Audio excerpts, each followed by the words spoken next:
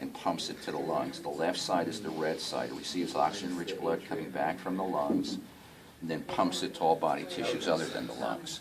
Blue on the right, red on the left. It kind of helps you remember where things would go.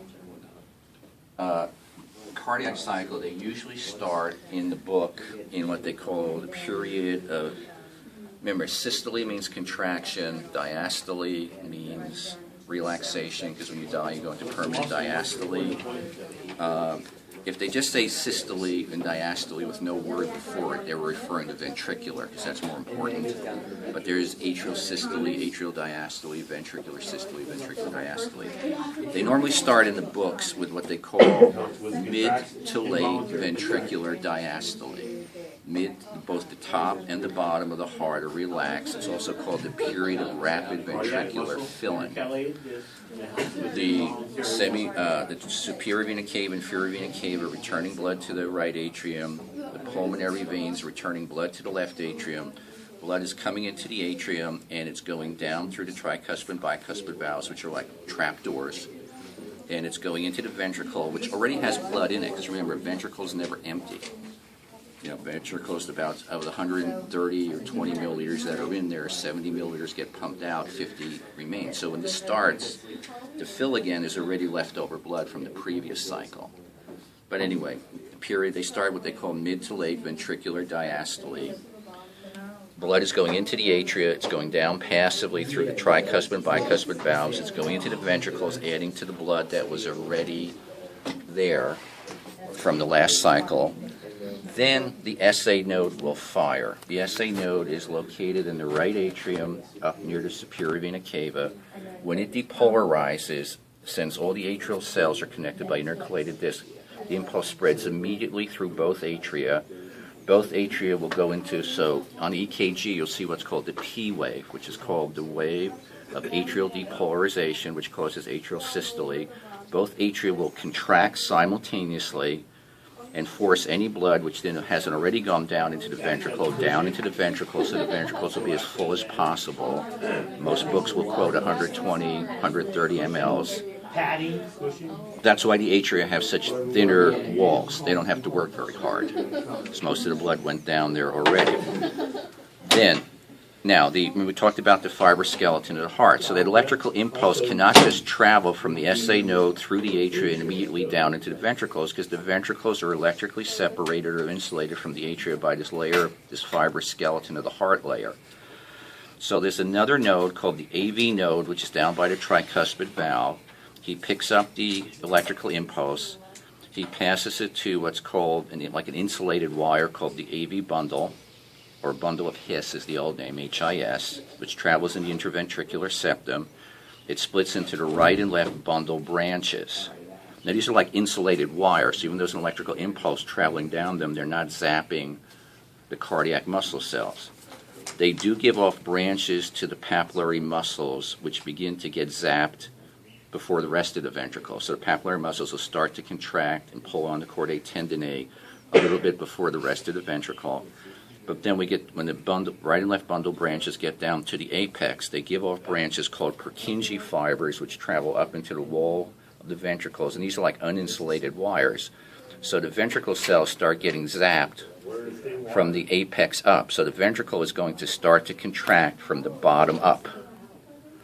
So when all this is going on, you'll see QRS wave. That means the electrical impulse is going from AV node to AV bundle, the bundle branches to Purkinje fibers. So QRS wave is called the wave of ventricular depolarization. It triggers ventricular systole.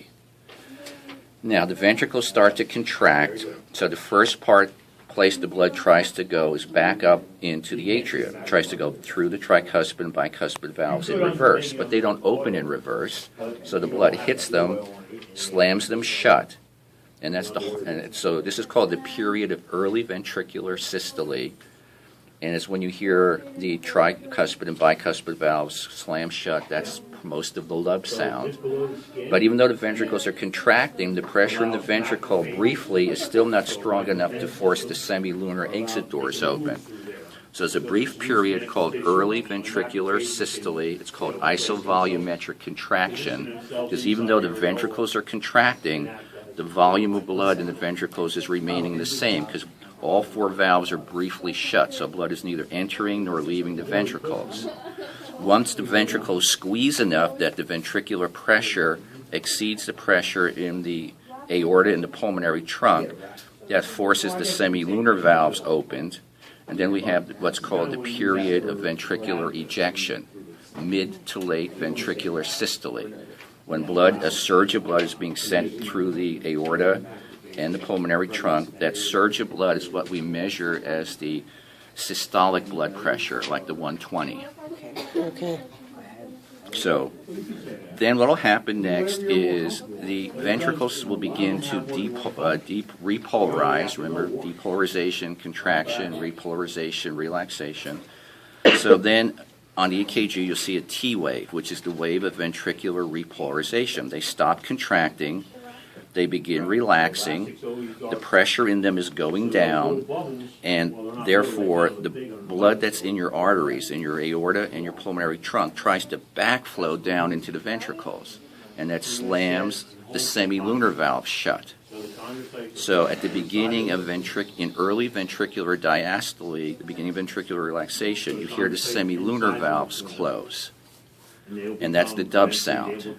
And then for a brief period of time, even though the pressure is dropping in the ventricles as they expand, the pressure in the ventricles is still greater than the pressure in the atria. So briefly, all 4 valves will be closed again. So this is called early ventricular diastole or isovolumetric relaxation. It'll be a very brief period when all 4 valves are closed, so the volume in the ventricles isn't changing. Then the pressure in the ventricles will drop below the pressure in the atria, which have been receiving blood. It's been building up in here, and that'll pop the tricuspid and bicuspid valves open, and then we're back where we started in the period of mid to late ventricular diastole or rapid ventricular filling. And this is going to And the lump sound again. And there'll be no. Then tricuspid and bicuspid will be open. The semilunars are shut. And the ventricles will be filling up passively till the SA node, fires again, makes the atria contract again to finish filling up the ventricles. And then the AV node, AV bundle branches, Purkinje fibers. Then you get the QRS wave, and the ventricles start to contract again and slam the tricuspid and bicuspid shut when the blood tries to shoot back up. Just like they're always like this 4 periods. They're usually, when you're doing the ventricles, they'll say mid to late ventricular diastole, the period of rapid ventricular filling. Then they'll say early ventricular systole, when the ventricles start to contract, which is and the blood tries to shoot back up in the atria, that slams the tricuspid and bicuspid shut. And briefly, all 4 valves will be shut. So that's called early ventricular systole or isovolumetric contraction. Then when the pressure in the ventricles is great enough to force the exit doors, the semilunar valves open and blood leaves the ventricles. That's called mid to late ventricular systole or a period of ventricular ejection. And then when the ventricles start to relax again, the blood which is called early ventricular diastole, the pressure in the arteries tries to backflow down into the ventricles and slams the semilunar shut. And that's called early ventricular diastole or isovolumetric relaxation. But then, as the pressure continues to drop in the ventricles as they expand, eventually the accumulated blood in the atria has greater pressure than the ventricles, and it forces the tricuspid and bicuspid open, and we go back to mid to late ventricular diastole or rapid ventricular filling. But the ventricles don't empty. Usually they'll say the ESV, the EDV, the end diastolic volume, the amount in the ventricles before they contract is usually 120 to 150 mLs. And then when the ventricles contract, the stroke volume, the amount ejected per 1 contraction out of each ventricle is usually quoted as 70 milliliters. Then when the ventricles relax, the amount that wasn't pumped out, the amount left behind, which is around 50 milliliters, is called the ESV, the end systolic volume, the amount that wasn't pumped out. So you gotta make sure you know all those terms too. So that's why if you know the models, you're trying to make sense of the cardiac cycle. If you have the DVD that came with the book, I heartily recommend you put it in your computer and do the interactive physiology cardiovascular, because it'll show you all this as a moving animation. It'll talk to you, it'll explain it to you, it'll ask you to click on things and quiz you. I would do it, believe me. Okay. All right, anything else you want to do on this? Oh, that was I'll good. rewire them when I'm ready.